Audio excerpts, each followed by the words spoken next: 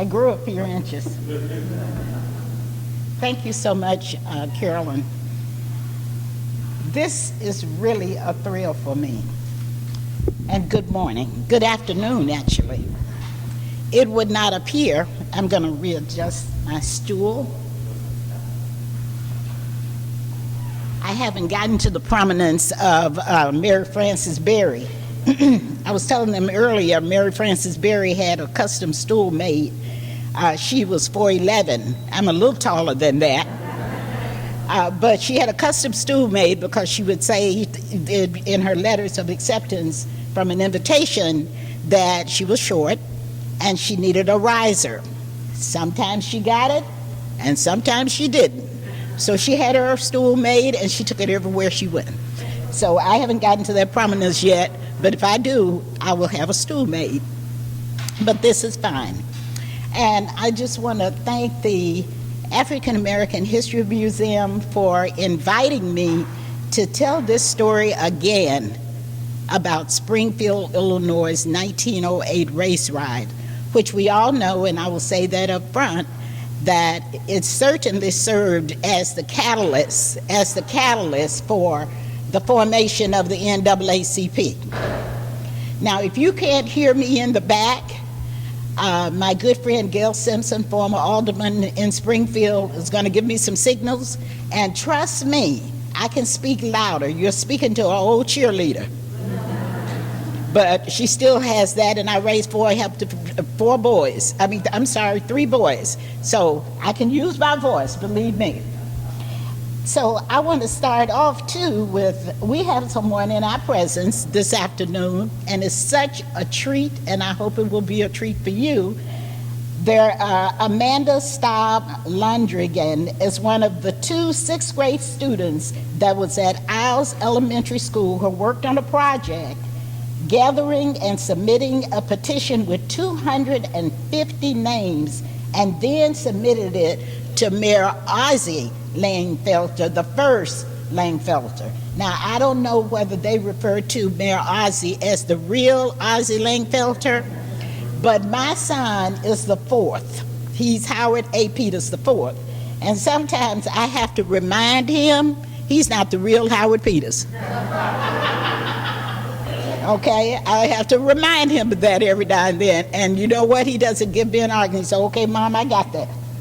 Okay, but she presented that to Mayor Langfelter along with another young woman, Lindsley Hartley Price, is what I think her name is now, right? Her married name is Price.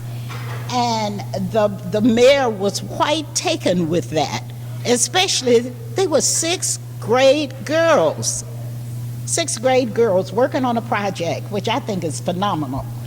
And as a result of that, the mayor appointed my good friend's mother. I didn't know her at that time. In fact, I think I lived in Springfield for about a year when that happened. And so first, Amanda, would you stand up, please?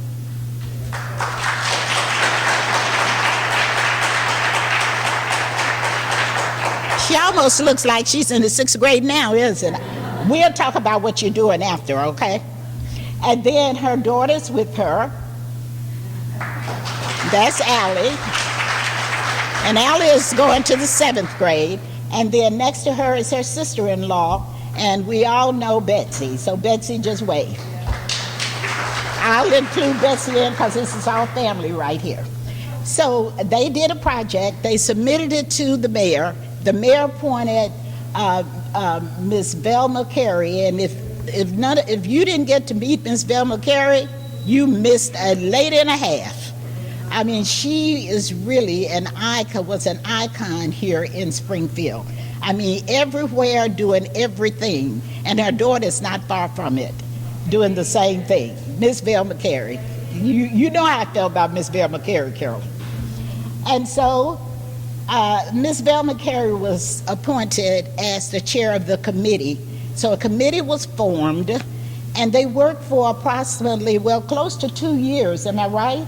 Close to 2 years. And out of that came these 8 markers, which were referred to as a guide of a walk-in tour in Springfield. You started at got a marker 1, and at the end of that marker, some of you are shaking yes, and in affirmative, and I really appreciate that you have seen them.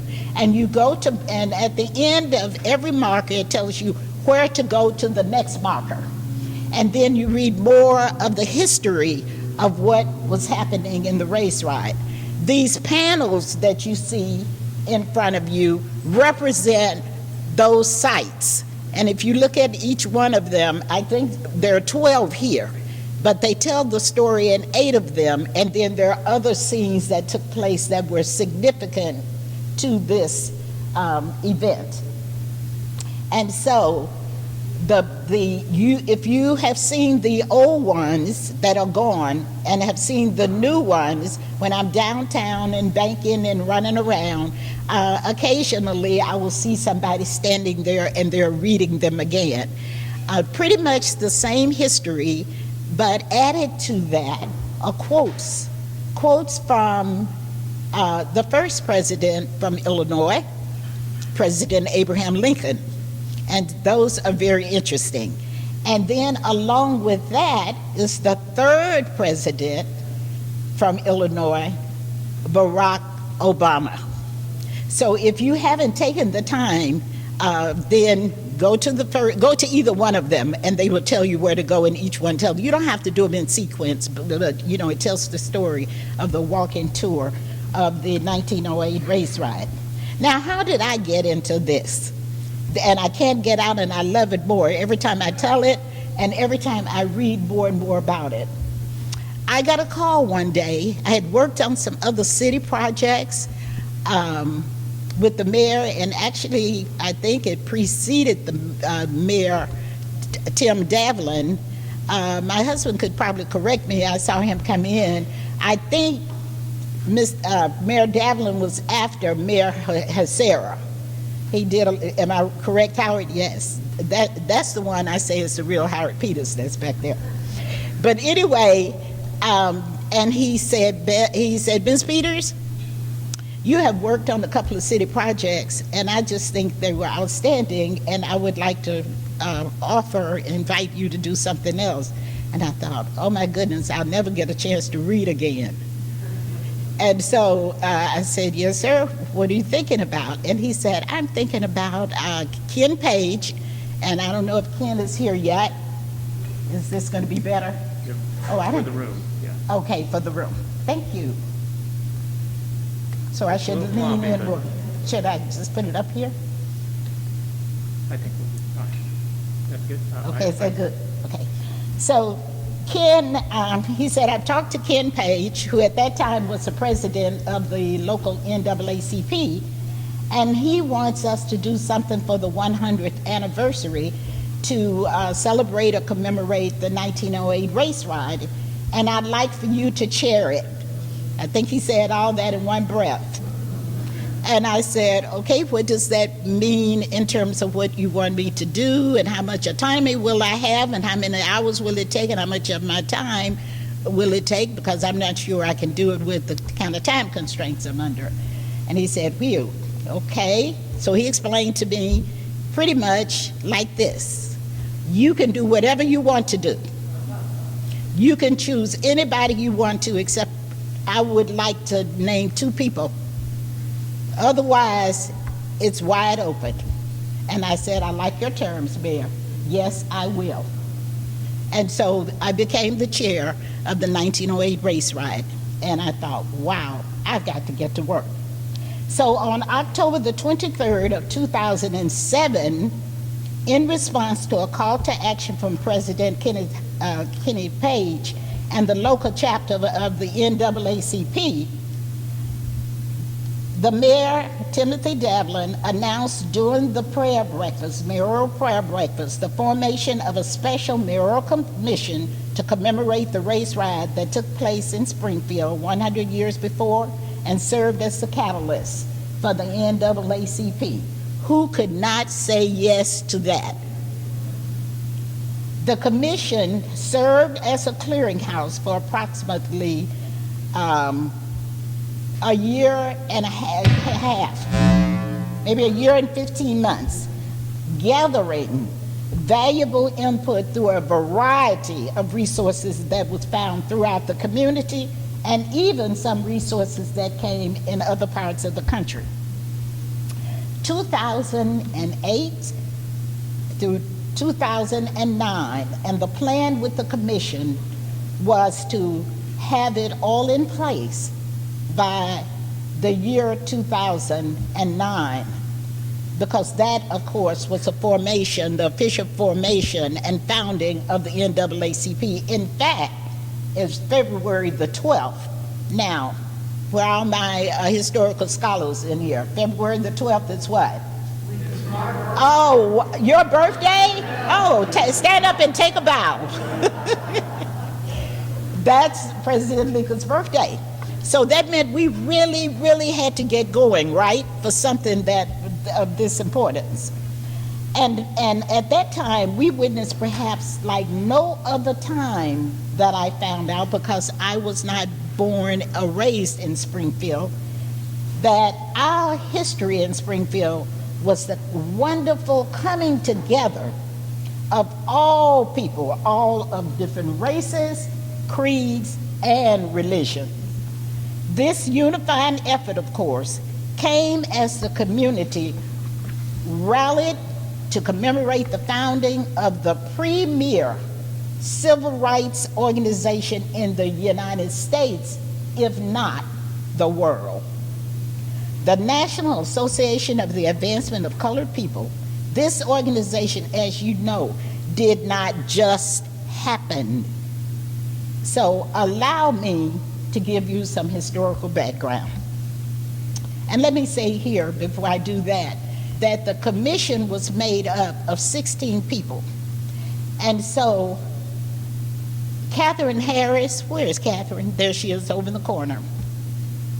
I knew Catherine somewhat before the commission was formed, because I had seen her do Harriet and some of the other personalities that you all have seen her impersonation. And she just popped in my mind. I said, in addition to the position she held at the time, which was the director of library services for the Abraham Lincoln Presidential Library and Museum. And I think most of you know Catherine, know that. So I called Catherine and I told her, she said, I know the mayor appointed you, and I think he made a good choice, and how can I help you? And that was like, wow. And help she did. I leaned on this woman like you would not believe. You can see she is not of much size. But I leaned on her for all kinds of things. Catherine would send something to me almost daily about the Race Riot, or what she thought I might want to use, or what I could share with the commissioners, because we met, I believe, initially once a month, then it was like twice a month, and I had boxes of stuff. And it was so helpful. So I did get a chance to read after all. But let me get back to this historical background also. Two particular events took place in July and August of 1908 that caused an already distrustful community to advance itself to a level of hatred and violence for 2 days that would capture the eyes of the nation to focus on Springfield. In other words, I have written, it was horrific. It was horrific. I grew up in the South. I grew up in Memphis, Tennessee, born and raised. My father grew up in Tunica, Mississippi. Now, some of you know Tunica because you've been to Tunica for the casinos, haven't you? Otherwise, you would pass right through. If you blinked or looked at a sign, you were out of Tunica. Well, where those casinos are, it's pretty much where my father grew up. And we loved to go to Tunica, to go to what we thought was my grandfather's farm. Now, that's only out of the mouths of babes if you know where he lives. If he was sharecropping, one step or two above slavery, right? And he had been there since my dad was a young boy. But for all of my father's 10 children, we loved to go to Tunica, to run around. And my granddad had an old mule, and he would ride us on this mule. And my mother would constantly say, "You're going to kill one of my children." But we loved it. We picked stuff, and we had we had apple trees and all kinds of stuff. So that was my relationship to Tunica. Well, when I was a very young child, didn't quite understand what was going on. You guys will know the story, some of you, of Emmett Till. Emmett Till was killed, thrown into the Chattahoochee River or somewhere like that because he was alleged to was a lady of Caucasian descent. And all of a sudden that stopped. That was my introduction to civil rights. And you know what, it really, I didn't know it at the time, but it captured something inside of me. And a lot of it had to do with the fact that my freedom is gone. You know, I can't run around in Memphis like I can run around in Tunica. You know, the fun is gone. Because of what? So that was set aside. But it was set aside, but still inside. And so it changed me at a very, very young age. So you see why I couldn't quite say no to Mayor Davlin? Can you really actualize why I said how much autonomy am I gonna have in this? This is not a show. This is serious stuff. So we need to tell a story that is serious. I went over to Allie to ask her how old she was, because I've done this presentation before children. I've done this presentation before all kinds of ages, and I want to be sensitive to my audience. You know, as a speaking Toastmaster or whatever, they'll tell you, know your audience. But Allie said, "I'm in 7th grade." I said, "What grade are you?" And she said, "I'll be in 7th grade. And you can see the pride of, you know, I'm getting to be a big girl. So I said, "Well, I'm gonna talk about some things. Can you handle it?" And she's nodding her head down. She said, "Yeah." And you know, she's cool. And I see there are a couple of young people. This is not raw, but it's horrific. And there is a difference in the definition of raw and horrific. We know that. So, on July the 4th, Independence Day, a black man, Joe James, violated the home of a white railroad engineer named Clergy Ballard as an intruder. And Clergy was not clergy in the ministry, that was actually his name. He was a railroad engineer.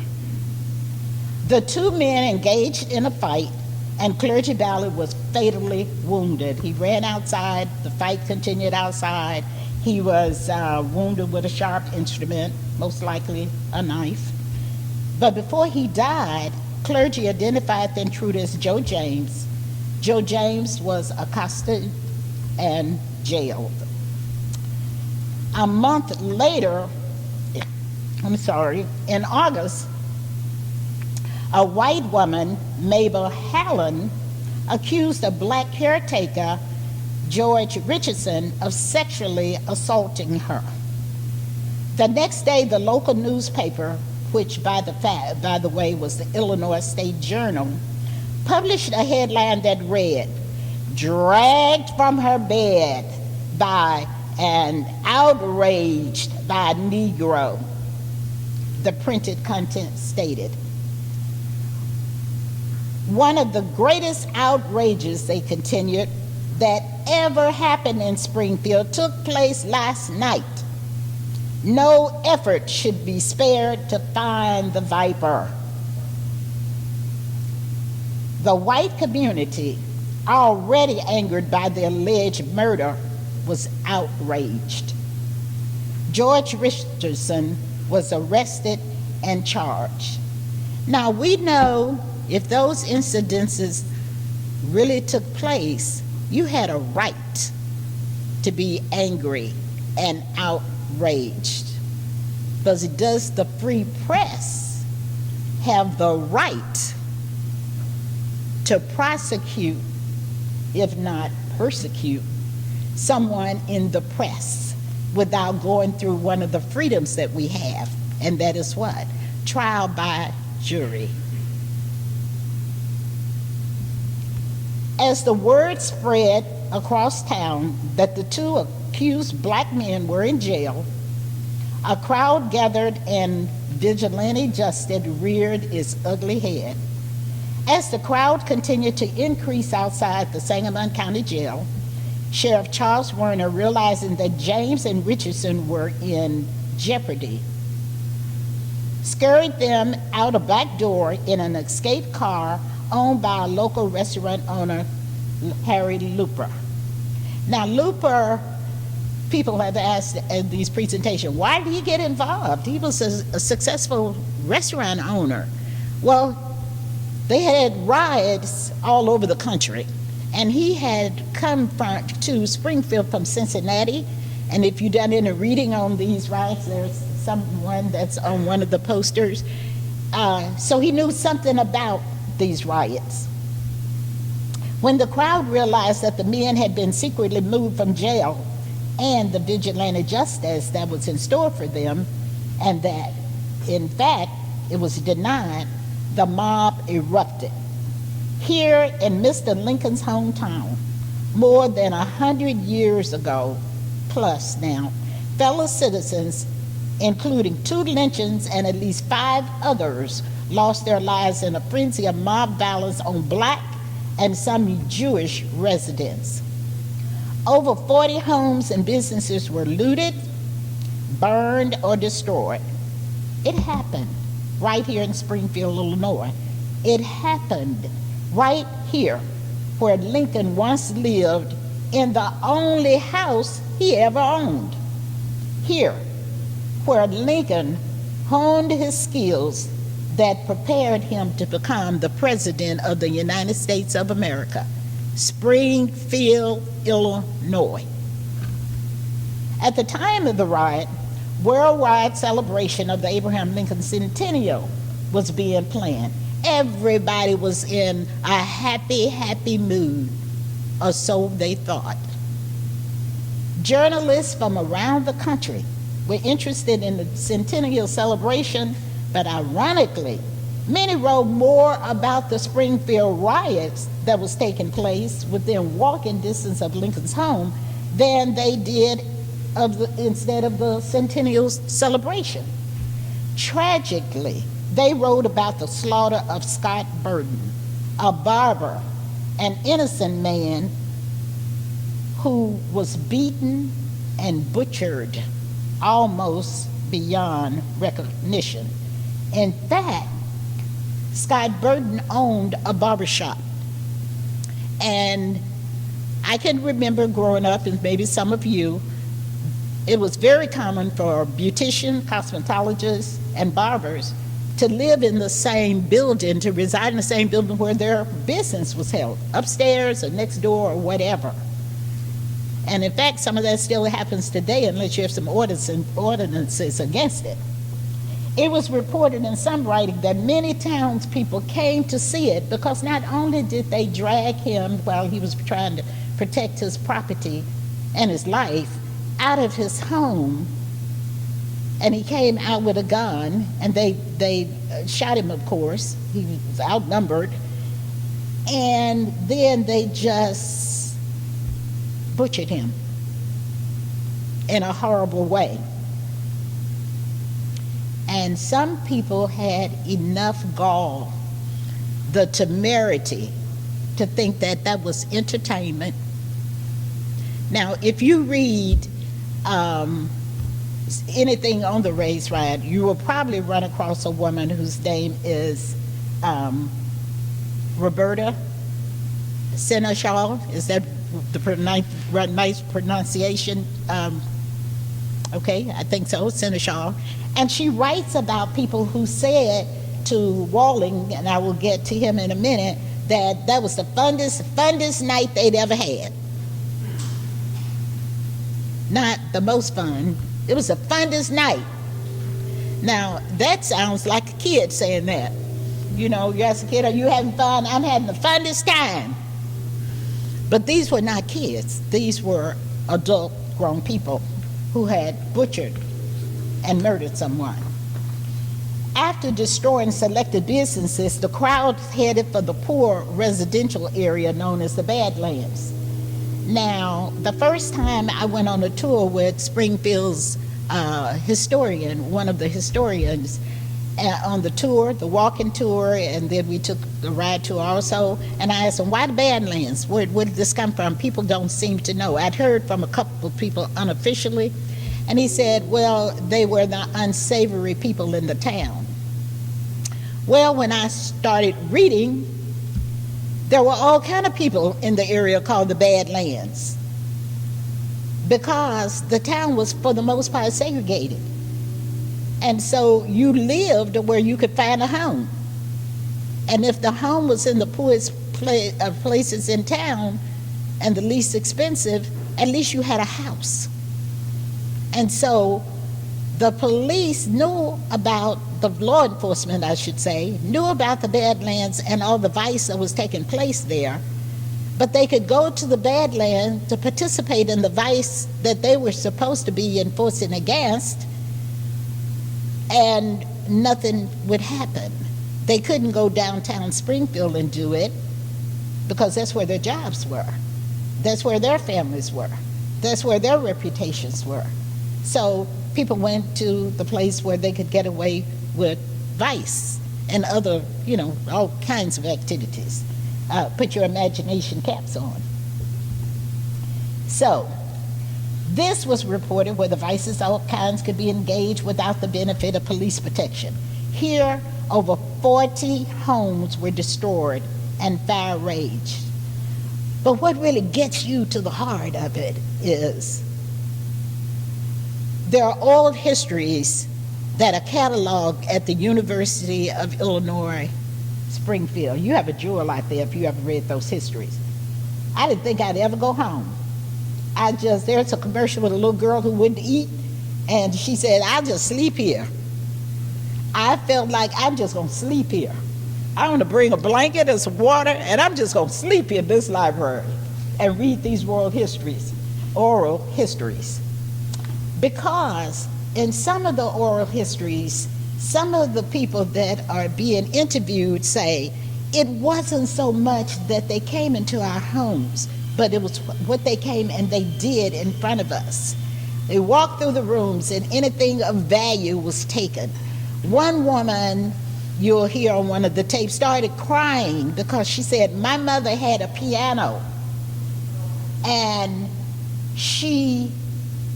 they took her piano and she said, don't take it, take everything else that you want in the house, but don't take it.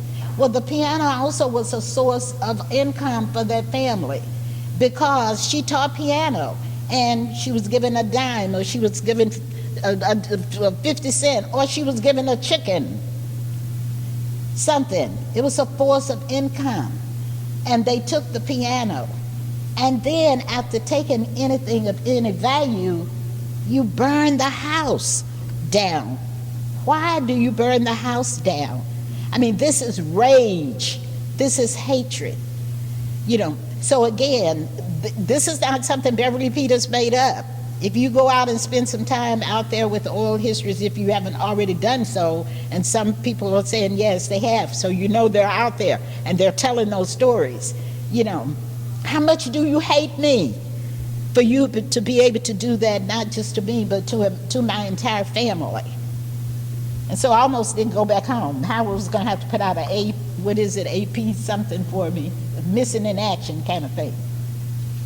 So with all of what was going on, the governor, Charles Deneen, summoned the militia, and upon the arrival, the crowd was targeted, edged on by some carefully orchestrated people because of these two alleged incidents, the murder first and then the assault. It went into the second day. Black people were leaving Springfield. At that time, with the number of people that was in Springfield, it represented about 25% Now, Pat Davis will shake her head to this. We just finished submitting a report to an organization, and we had to talk about the population of Springfield and the total population, and then the population of the African Americans. And did we not come up with 25%? Even though the number is larger, the percentage is the same. But Springfield was growing and increasing with the number of black people. Black people felt safe in Springfield. They felt like they had found somewhere where they could live, where they could raise their families, where they could prosper. And so they were, while Roberta Senegal objects to saying there was an influx of black folks and immigrants, that is not true. It has been documented over and over and over again. Yes, they had blacks and immigrants coming in, but it wasn't an influx. You think of an influx, you get a big rush. I don't know what to do. No, that wasn't it. The growth took place slowly because people would come up from different places in the country, most likely the South. And when they got a job and they prospered, they brought their families up. I mean, if you're doing okay, you kind of want to look out for your family. And so that's what they were doing. And so the white population saw it as there's just too many of them, I can't deal with it. I just can't deal with this. So this deep-seated hatred, the authors are saying, started to grow. Like a bad seed, but only inside, not in the ground. In our spirit, in our minds, in our brains, in everything that we do. So when these two incidences took place, this was a perfect storm. The perfect storm to display your hatred. The perfect storm to hide in a crowd. The perfect storm to throw a rock and hide your hand. The perfect storm. And that is what happened. And it's documented in the history over and over and over again. And while the hatred was going on, I believe, if you can see this one right here, young lady, does it say right here that they said Abraham Lincoln brought him here, but we're going to send him back? Oh, it's in front of the podium. Okay, we did some switching ahead. This one, okay, he brought him here. Can you see this? Will you read it? Abraham Lincoln brought him to Springfield, and we'll run him out. And we'll run him out. But he drew them here because of his attitude. Yes. Physically bring them, they felt welcome. Well, yes. Yeah. Otherwise, they wouldn't have come willingly. But the emancipation brought them, and the jobs. And really it was the coal, and I was going to get to this point yet, and I'll just skip a paragraph or two ahead. The coal mine is really what brought them here, because they were not working necessarily in the hotels and as teachers and other professions and doctors and all of that. And I see almost every category I have named here. They weren't working like that. The coal mines is what brought them here, and black and white worked in the coal mines. So that's what brought them here. The fact that they were coming somewhere where they could make it however dangerous and black lung and all that stuff that came after for their health. But they came because they had heard, your brother comes up to get a job and he said, man, I'm making some real money. I can buy a house. And that it was in the Badlands didn't bother to them. They had a house. They had a big, one of the oral history say, we had a big yard and we had a big picnic every year. We loved our house. We loved our house, and we watched it go up in flames as we hid out in the grass. One say 3 children ran and they went where over, I guess, further 19th Street where the railroad is and all, because the Illinois Railroad had come in. And they hid in boxcars. Anybody read that one when they read the history? So they had something. They felt like they were human. They felt like they could do something for their families. They felt like they could prosper. So when this kind of you know, jargon, garbage, we're going to call it, goes on, you know, look what it does to a people. So, that wasn't enough to destroy the Badlands. Oh, really? No, it wasn't. On the second day, the tone of the crowd was different from the first day. While the Badlands were previously targeted, the mob, edged on by some, carefully selected the wealthiest blacks as targets. Now, they described the wealthiest blacks as those blacks who had the jobs in the coal mines, who were making a little bit more money, who were buying the houses in the bad land. Now, William Donegan, in fact, became a victim. Now, who is William Donegan?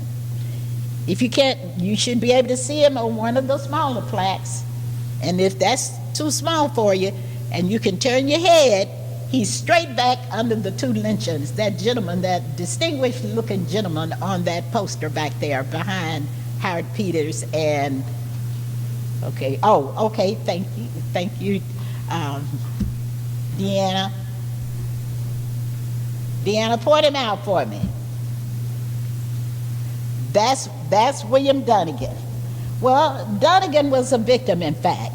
Donegan was a friend of the president's.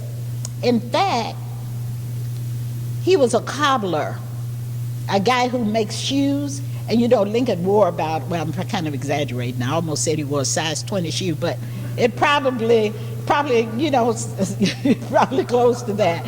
You know, he was thin and tall, but he had these long feet, you know.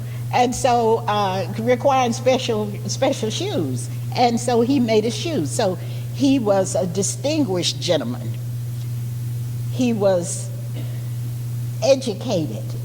And in today's market, I guess, with inflation, he might have been a millionaire, considered a millionaire at that time as we view millionaires today. So he had, I can't think of the words my boys use sometimes, but if I think of it, I will. It's a senior moment. Sway, that's it. He had sway, okay? He was respectable. So he was considered one of the wealthiest. But you know what? Several authors said, oh, that's well and good, but the main reason they went after Donegan was Donegan had the temerity to marry a white woman. And I said, okay, he need to go to the mall. Because then you can see people who marry who they want to, who they love, at the mall. And if you don't see it at the mall, you're certainly going to see it in the Walmart.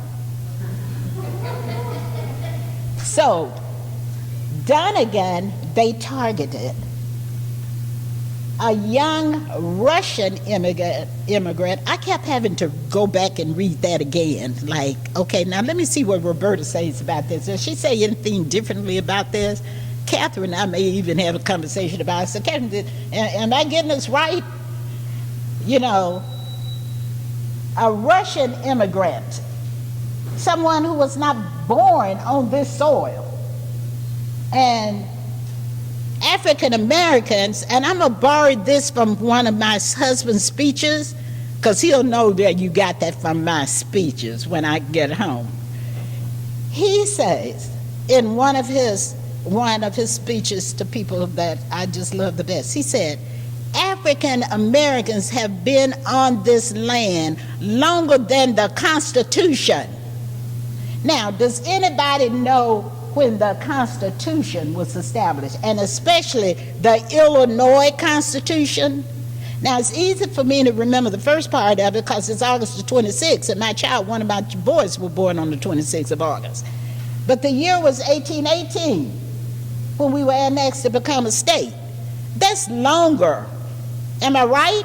That's longer. We have been on this, did I get it right, Mr. Peters? Longer than the government, thank you. I said Constitution, so thank you. That's why I've been married to him over 50 years. Been on this soil longer than the government. And a Russian immigrant leads these people to Mr. Dunnigan's home. And he knows where Mr. Dunnigan lives because he's a produce worker. Now, what does that mean? He doesn't make as much as a coal miner, does he? It's a little bit, well, I don't know if it's a little bit more laborious, but he certainly isn't living in a house and all that. He leads them to this man's home. They drag him out of his home while his wife is screaming and hollering and carrying on, something like I would do if they came to my door. My husband, leave him alone. And drag him across the street to a schoolyard, no more, no less. To a schoolyard, no less. And find a sturdy tree, a limb or whatever, and they hang him. Beating him all the way, and they hang him. Now, the limb, and so then by the time they tell the militia and all that, they are, they rescue him, they slit his throat, ear to ear, one description said. But he lives, at least for that night. They take him to St. John's Hospital, and of course, the next day he dies as a result of his injuries. This is a man that has a relationship with the president. You know why then it's called horrific? That would be bad for anybody. Didn't somebody have the mind to say, oh, no, he's off basis. No, he's not the one. But it didn't happen. It was horrific. The mob then again went on. They took Mr. Dunnigan to the hospital.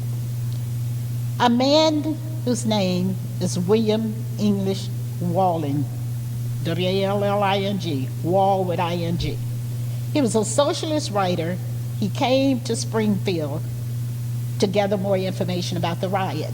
Now, Mr. Walling was actually in Chicago, along with a bunch of other journalists, and they were there gathering information about Lincoln in the impending celebration, the centennial. But when he heard about what was happening in Springfield, Illinois, Lincoln's hometown, adopted hometown, anyway, it was his hometown, then he left and came to Springfield. And he said, he found, and I'm reading verbatim, he found that Springfield stood for the action of the mob and made excuses for the despicable behavior. And then Wallen went on to say, it was race hatred and nothing else that provoked the race riot. Hatred, race hatred, and nothing else that provoked the race riot. And he wrote an article. And published it called "The Race War in the North." Mary White Overton read Walling's work and urged him to call a meeting of like-minded persons to discuss forming a biracial organization to correct the injustices suffered by blacks and come to the Negroes' aid.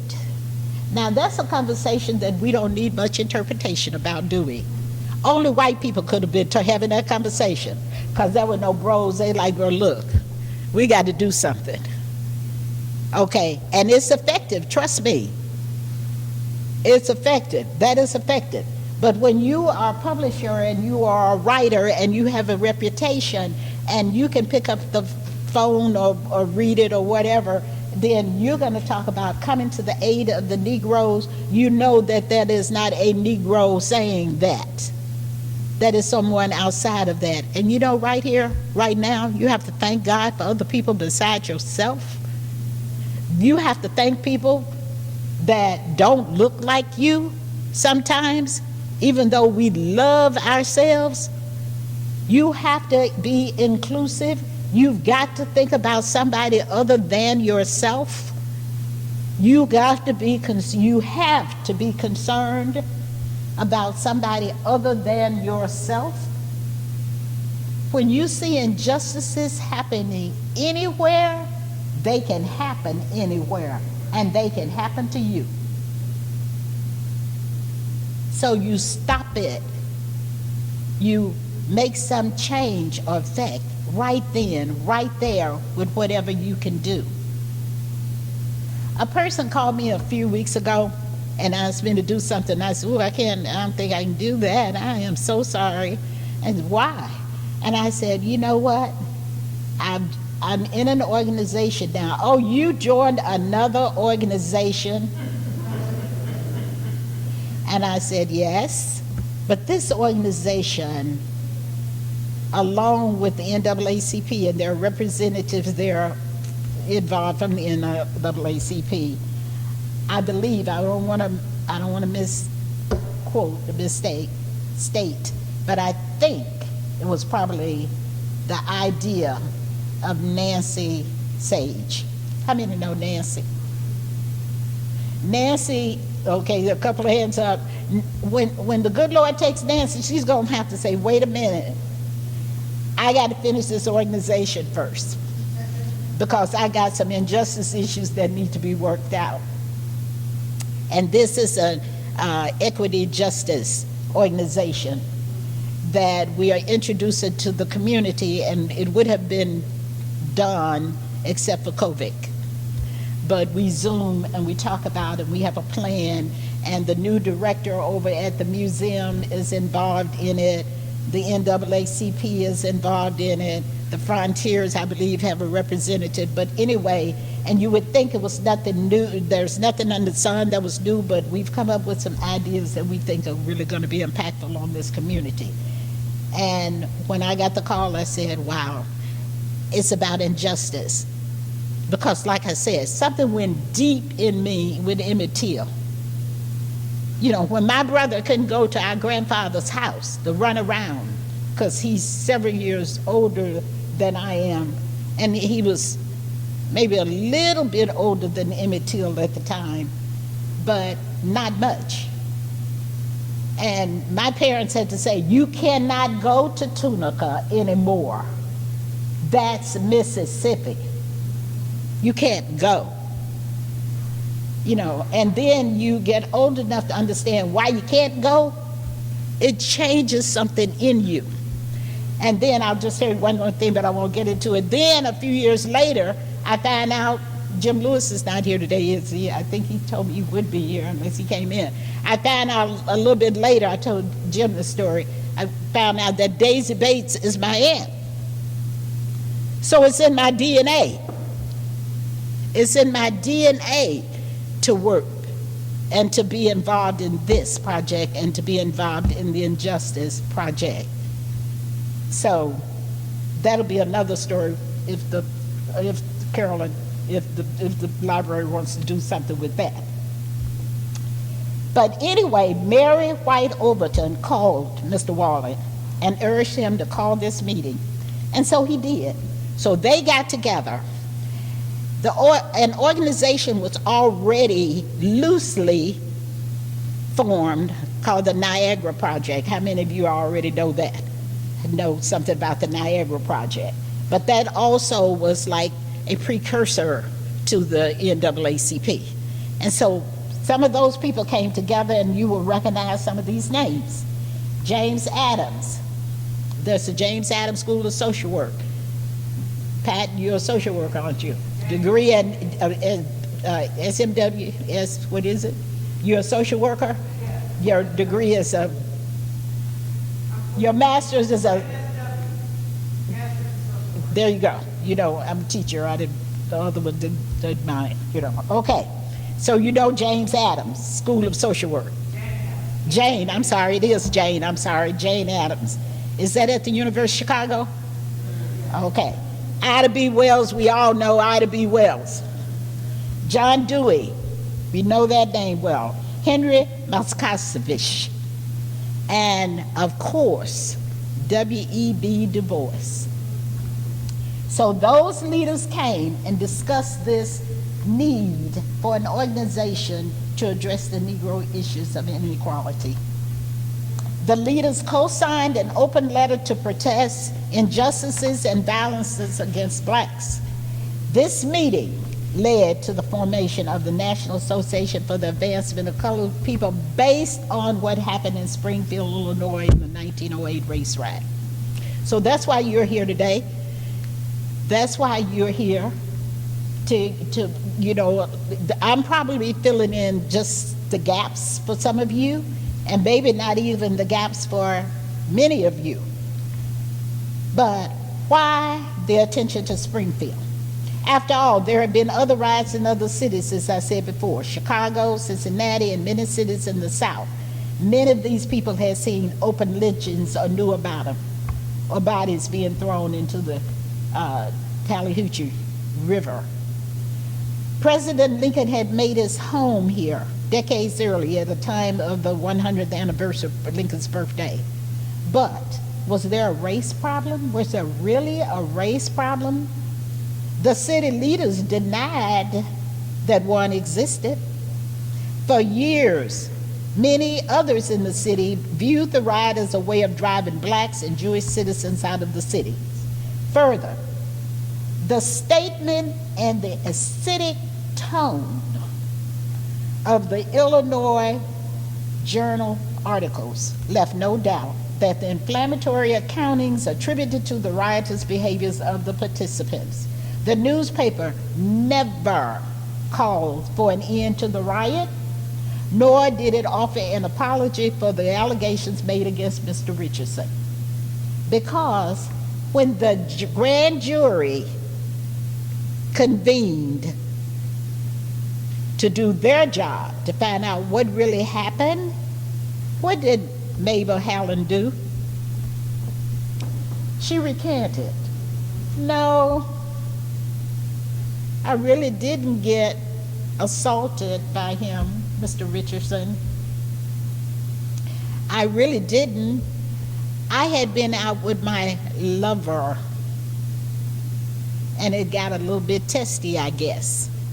And she couldn't come home all beat up, right? There had to be an explanation. But you know what's so sad about that? And I guess it bothers me because I have 3 sons, is that black men have always been, well, I won't say always, but have very often been put in those situations. And some of them have gone to prison, and many have lost their lives for something like that. She recanted and said she had lied about the situation. Well,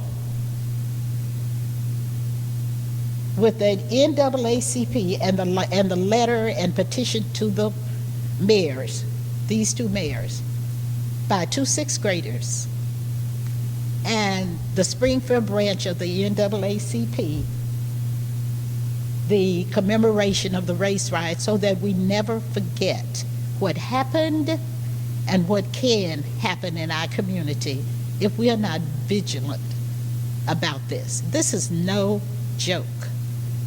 This is serious business.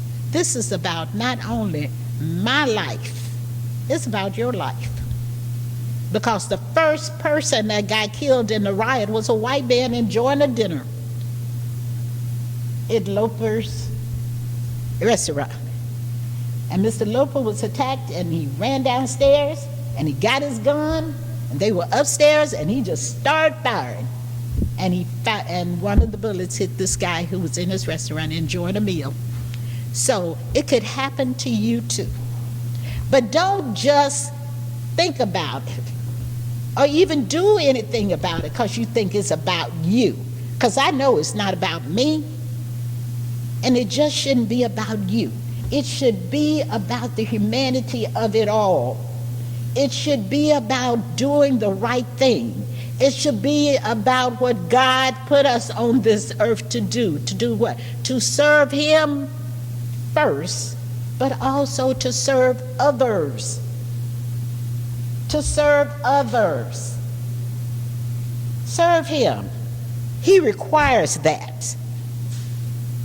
That's in my estimation. Now, I'm not ordained, Thank you. I'm not ordained. I'm not a minister. I don't try to sound like one, I don't think. But we serve him, but we serve others. And if we serve others, we should be concerned about equality. We should be concerned about justice. We should be concerned about doing the right thing for the right reasons. We should care. We should care.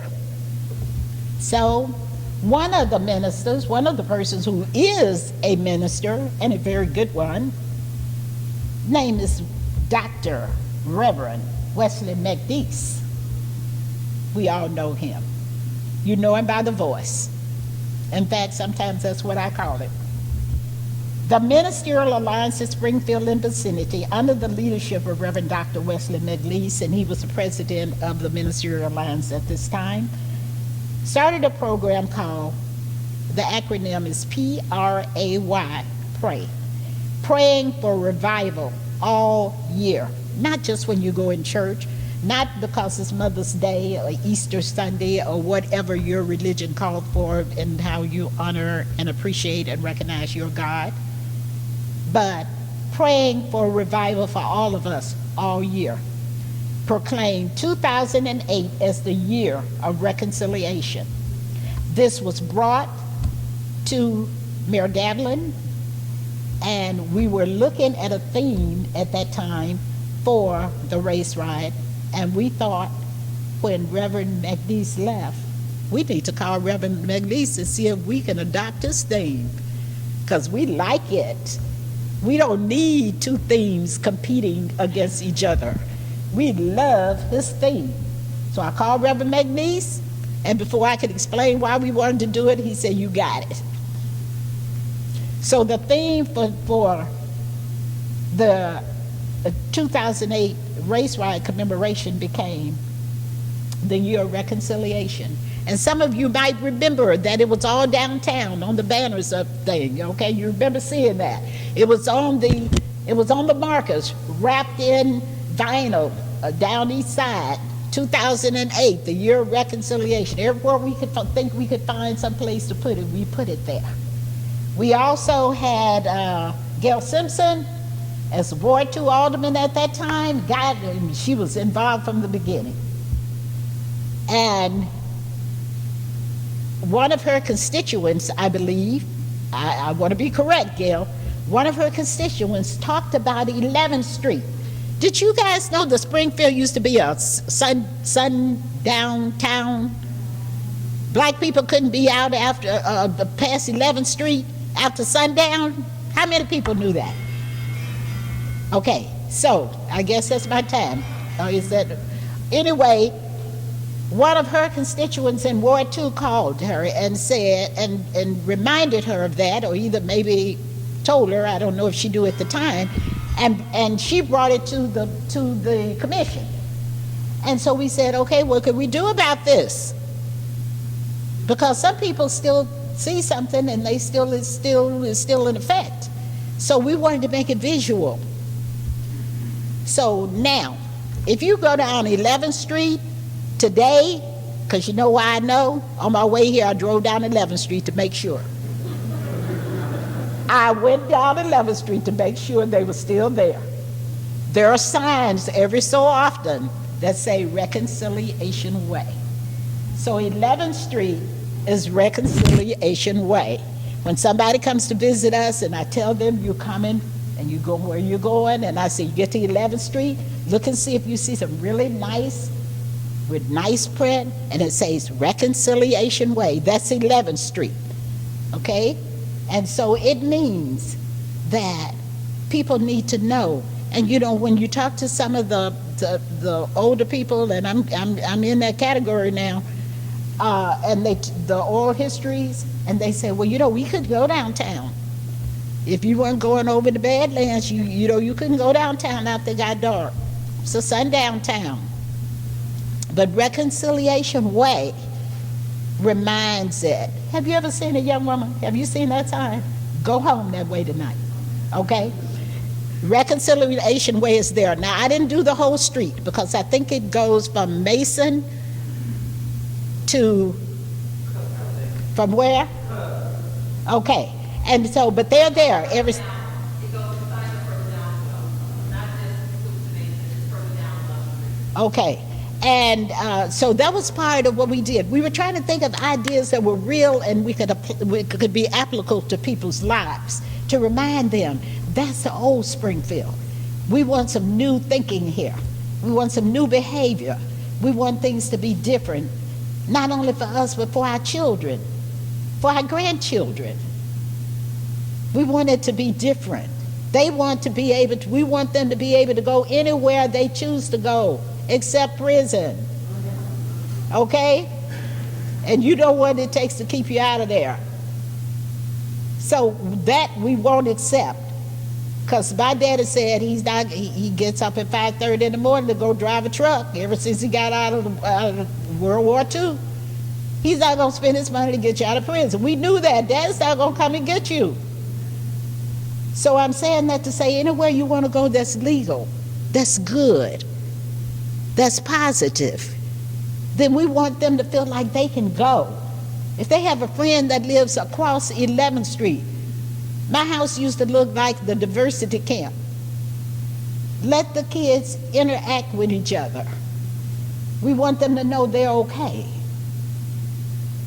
So let's take down all these barriers that keep us from knowing each other, from loving each other, from being together, for being what God wanted us to do. Don't you know He had the power to make us all look exactly alike if we wanted to? If He wanted that, I think you would agree with that even if you don't believe in a God. So since we are diverse, let's enjoy our diversity. Let's love each other. So that was the message in a lot of ways that Reverend McNeese and the Ministerial Alliance of Springfield brought every Saturday, starting in every Saturday once a month, starting in January until August when it was the last day of the riot. We went to different churches. The pastors submitted when they wanted the people to visit their church, and they had an agenda, and we prayed about coming together and reconciling our differences. Okay? And it was wonderful to behold. It really, truly was. And then after we left there, we went to one of the markers. And a person was assigned, and some of them were young people. There were men who read, there were women who read, there were children who read what was on the marker. And then we prayed there. And the prayer included reconciliation among the people. In addition to that, during the NAACP state meeting, Mayor Davlin presented a proclamation to the NAACP under the leadership of Ken Page, and it contained an apology to the citizens of Springfield for the action of a segment of the population. And then comments, we passed out like evaluation cards, and they returned some of those, and it seemed that we knew we would get some that was like crazy, and we did. And but overall, I think that most of the comments were very encouraging, and they were very hopeful. Would you say, Catherine? Very, very encouraging and very hopeful. You know, you didn't have to sign your name, you didn't have to be identified, because we wanted people to be truthful with us. And then lastly, we commissioned the famed artist Preston Jackson to create a permanent tribute to mark the event that served as a catalyst for the formation of the NAACP, which now would be more than 110 years ago. It is in Union Park, across the street from the Abraham Lincoln Presidential Museum. On the southeast corner is the statue of Lincoln, and if you go straight down, you would go to the northeast corner, coming right out of the bookstore of the museum, and the two chimneys. Now, the two chimneys came about, and I've been asked that question, well, how did you all decide on that? Well, actually, Preston decided. But what he did was, I gave him much of the material that Catherine gave me. And we were in a meeting with the mayor and with some of the governor's people. And Preston, I believe he's left-handed, and he's making notes and he scribbles all the time. He's an artist. And so he pushed over a sheet of paper to me. And I looked at him, and he said, "That's it." Okay. I'm not an artist. It didn't mean anything big to me, but I knew it did. I'm going, all right, we'll talk about it after the meeting. And what he said was, it was a picture of two chimneys. Everybody's seen the monument, right? Two chimneys. And I said, "What's that about?"